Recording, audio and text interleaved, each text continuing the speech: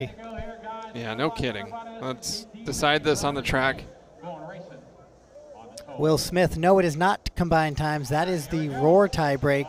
Right. And in IFMAR, it is only the best one run that would count if only two mains were run. And then you go to your lowest point, both of them with ones. So then you go to that best time of that 1 point run. As you see Tanner here, definitely looking a little greasy out there as he's kind of slipping and sliding around. Locking up the brakes there as he slid up the hill. Tanner Denney, a long time. All right, we got 30 seconds in. Tanner Denney leading away. Anthony hustling to get there. Second spot. Just heard from an earlier conversation with Leanne Tessman that the Tessman camp is actually hoping for a wet and slick A-main number 3. Apparently Ty is a huge fan of practicing in the rain up there in Canada and really enjoys those conditions. He would love to see that happen here.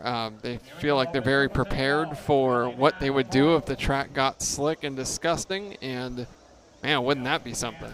So here you're riding along with Billy Easton, Tanner Denney, and Tom Cockerill.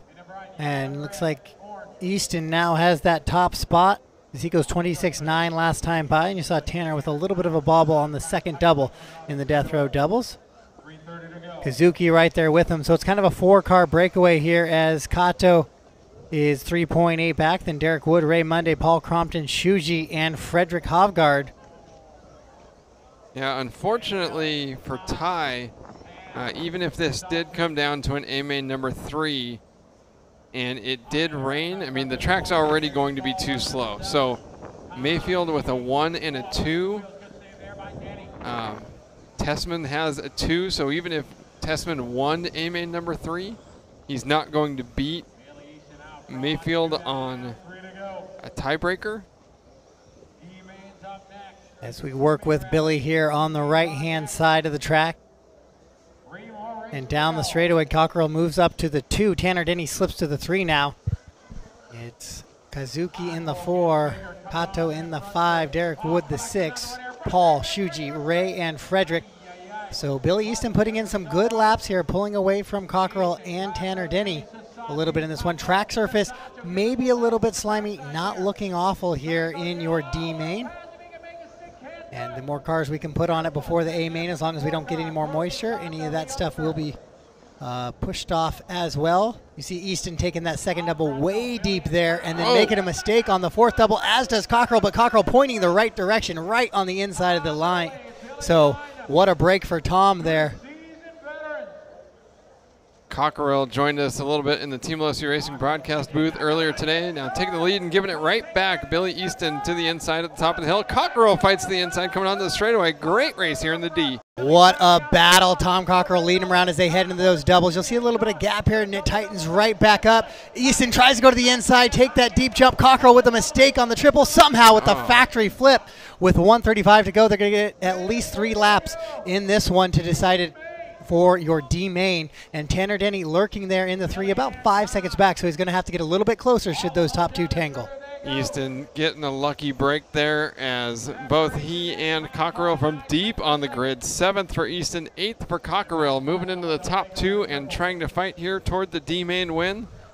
Both former Worlds finalists. Billy, a former 2-wheel drive world champion, putting on a show with a couple of white cars. Yeah, the hook has been set. Cockerill reeling in Billy Easton right now with 58 seconds to go. So they're going to get this full lap that we're watching right now, plus another full lap to decide who's going to be the winner here in the D main, as Easton through cleanly in the Death Row doubles. Cockerill a little bit of distance back now. Don't know how big of a mistake that was, but currently not in shot anymore. So Easton possibly with a comfort here to finish off the last 2 laps.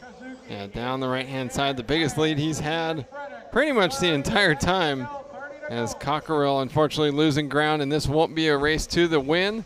So Easton seriously out of shape through those first 2 doubles. Still has to keep it mistake-free with 20 seconds left to go.